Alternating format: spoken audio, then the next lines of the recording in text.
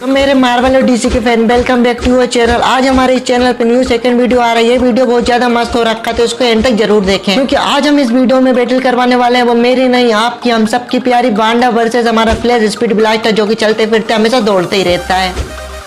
हम बात करते हैं मेरी, तुम्हारी, हम सबकी प्यारी वांडा की। वांडा को अपनी सारी पावर मिलती है माइंड स्टोन की, जिसकी मदद से वो अपना पावरफुल क्यूस मैजिक का यूज कर सकती है। और मुझे कोई जरूरत नहीं है क्यूस मैजिक के बारे में बताने की, क्योंकि क्यूस मैजिक पूरे मार्वल सिनेमैटिक यूनिवर्स का सबसे पावरफुल मैजिक माना जाता है। और यही नहीं, वो एसगार्डियन मैजिक से भी ज्यादा पावरफुल मैजिक माना जाता है। एंड इसी तरह के मैजिक की वजह से वांडा डिफरेंट तरह के मैजिकल एनर्जी एनालाइज कर सकती है। वांडा एब्जॉर्ब कर सकती है, मैनिपुलेट कर सकती है। और यही नहीं, वांडा के पास टेलीकिनेसिस, टेलीपैथिक पावर है, जिनका यूज वो आराम से कर सकती है। एंड इसके बाद इसके पास रियलिटी रैपिंग एबिलिटी, जिसकी हेल्प से वो खुद की रियलिटी बना सकती है। एंड इसके पास इसके अलावा hex magic, illusion casting, energy manipulation and और भी कई ज्यादा पावर। वांडा ने अपने टेलीपैथिक एंड टेलीकिनेसिस पावर की वजह से वकांडा बैटल में इन बड़ी मशीन को भी डिस्ट्रॉय कर दिया था। एंड इतने नहीं, इसने इन्फिनिटी स्टोन के रेडिएशन को भी आराम से डिफेंड कर पाई थी अपने क्यूस मैजिक की हेल्प से। आप सोच ही सकते हैं कि जो बंदी थेनोस को हाल कर सकती है, उसके डबल स्क्वाड को भी तोड़ सकती है, वो कितनी ही पावरफुल होगी। एंड वांडा का सबसे कोल्डेस्ट फिश के उसने कमरताज पे अटैक कर देता। वो कमरताज जहाँ ना जाने कितने सोर्सेस ऑफ सुप्रीम उससे प्रोटेक्ट करते थे, मगर स्कारलेट विच के सामने वो कुछ भी नहीं, उसने पूरे कमरताज को धूल में बदल दिया था। और यही नहीं, वांडा ने पूरी इल्यूमिनाटी को भी बीट कर दिया था। सबसे इंपॉर्टेंट बात कि इसके पास है डार्क होल्ड, यानी वो बुक जिसकी मदद से वांडा कुछ भी कर सकती है, अपने मल्टीपल वेरिएंट को भी एक्सेस कर सकती है। और हाँ, इसके अलावा इसने डॉक्टर स्ट्रेंज के मिरर डायमेंशन से भी बाहर आ गई थी, यानी इसके डॉक्टर स्ट्रेंज के मिरर डायमेंशन में उसे रोक नहीं पाया था। और हाँ, वोंग ने कंफर्म भी कर दिया था कि वांडा कॉस्मोक पे राज करने के लिए ही बनी है। तो अब बात करते हैं हमारे चलते फिरते दौड़ते स्पीड ब्लास्टर फ्लैश की। लेकिन उससे पहले अगर आप वांडा को अपना क्रश मानते हो तो चैनल को सब्सक्राइब और वीडियो को लाइक करके जरूर जानो। कमेंट में जरूर बताना कि वांडा और कैप्टन मार्वल में से ज्यादा बेस्ट कौन है। तो हमारे चलते फिरते स्पीड ब्लास्टर को अपनी पावर मिलती है लाइटिंग बोल्ट से। एंड लाइटिंग बोल्ट की मदद से उसके पास आती है स्पीड फोर्स, और इसकी मदद से वो बनता है हमारा फ्लैश। फ्लैश को इतना ओवरपावर्ड कैरेक्टर इसलिए बताया है क्योंकि वो टाइम को रिवर्स कर सकता है। हमने देखा है कि फ्लैश लाइट की स्पीड से ट्रेवल कर पाया था, जिसकी मदद से उसने टाइम को भी रिवर्स कर दिया था। और वो ऐसा जब चाहे जब कर सकता है, जिससे कि वो अपने बड़े से बड़े विलन को भी डिफीट कर सकता है। और बात करें इसकी स्ट्रेंथ की, तो आपको तो पता है कि कोई अगर लाइटिंग स्पीड से पंच करे तो वो नॉर्मल पंच से लाखों गुना ज्यादा पावरफुल हो जाता है। एंड इन्हीं पावरफुल पंचों की वजह से वो क्रिप्टोनियन को भी डिफीट कर पाया था। और आपको तो पता है कि क्रिप्टोनियन कितने पावरफुल बीइंग होते हैं, लाइक सुपरमैन को ले लो। लेकिन हाँ, इसके अलावा फ्लैश के पास कई सारी एबिलिटीज है, like speed force, absorption, negative energy manipulation, energy transformation,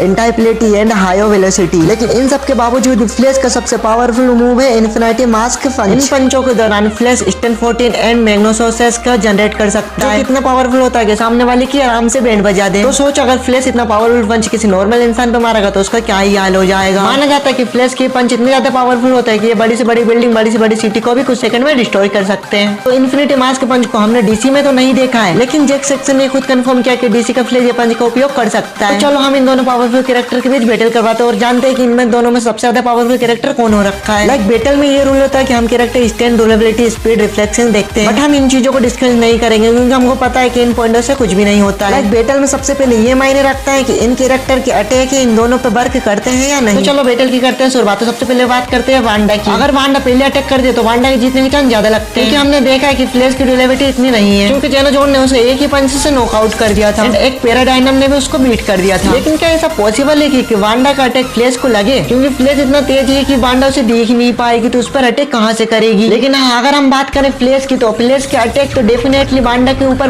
पूरा असर करेंगे। फ्लैश इतना तेज हो जाएगा कि वांडा के कुछ सेकंड में उसके पीछे चले जाएगा और वांडा को पता भी नहीं चलेगा कि फ्लैश कहां गया। और हाँ, आप में से कई लोग बोलेंगे कि वांडा उस पर अटैक करेगी। और हाँ, आपने भी देखा है कि वांडा को अपना क्यूस मैजिक यूज करने के लिए अपने हाथों का मूव करना पड़ेगा। ये तो आपको पता है कि जब फ्लैश रन करता है तो उसके सामने पूरी दुनिया स्लो हो जाती है। और फ्लैश वांडा के हर अटैक से बच के वांडा के कुछ ही सेकंड में पास जाकर उससे अपने लाइटिंग फोर्स के पंचों से अटैक करेगा। हाँ, अगर हम इन्फिनिटी मास्क पंच को भी ऐड ना करें, फिर भी पंच में इतना पोटेंशियल तो है कि वो वांडा को नॉकआउट कर सकते हैं। और हाँ, मैं आपको बता दूं कि वांडा की ड्यूरेबिलिटी भी इतनी नहीं है, लाइक थोर, कैप्टन मार्वल इनकी जैसी। और हाँ, जो लोग ये बोलते हैं कि वांडा ने अमेरिका सेवेज के पंचों को भी इजीली सर्वाइव कर लिया था, तो वो फ्लैश के पंचेस को भी सर्वाइव कर लेगी। बट मेरे भाई ऐसा नहीं है। Flash full speed, full potential से अपनी लाइटिंग स्पीड से उस पर पंच करेगा तो समझ ही जाओ कि fastest man of alive flash का पंच अमेरिका सेवेज से तो ज्यादा पोटेंशियल तो रखता ही होगा। तो ओवरऑल वांडा कंटिन्यूसली फ्लैश पर अटैक तो करेगी, बट फ्लैश उन सब अटैकों को डॉज करके बच जाएगा। लेकिन जब फ्लैश वांडा के पास पहुंच जाएगा तो सोचो वांडा को पता भी नहीं चलेगा, वो कुछ ही सेकंड में उसके आगे से पीछे चले जाएगा, लेकिन वांडा को कसकी खबर भी नहीं होगी। फिर फ्लैश उसे लाइटिंग स्पीड से पंच करेगा, जिसकी मदद से वो नॉकआउट हो सकती है या फिर मर भी सकती है, कुछ कह नहीं सकते। वांडा फ्लैश को तभी हरा सकते हैं जब वांडा का कोई सा अटैक अगर फ्लैश को लगे, तो अगर फ्लैश को वांडा का अटैक लगता है तो फ्लैश भी शायद नॉक हो सकता है। बट हम लॉजिकली सोचे तो ऐसा इम्पॉसिबल है, वांडा फ्लैश को देख ही नहीं पाएगी, बल्कि वांडा को अपना मैजिक यूज करने के लिए अपने हाथों को मूव करना पड़ेगा, और इतना टाइम बहुत है हमारे फास्टेस्ट मैन ऑफ लाइफ को वांडा को डिफीट करने के लिए। तो बस मेरे हिसाब से तो मैं फ्लैश को 70% देना चाहता हूँ और वांडा को 30% देना चाहता हूँ। और हाँ गाइस, ये तो मेरा ओपिनियन, आपको ओपिनियन मायने रखता है, मेरा थोड़े ना। तो कमेंट अपना ओपिनियन जरूर शेयर करें, और अगर आप इस चैनल पर नए हो तो चैनल को सब्सक्राइब करके वीडियो को लाइक जरूर कर दें। कमेंट में जरूर बताएं कि हमें किस नेक्स्ट सुपर हीरो के बीच बैटल करवानी पड़ेगी।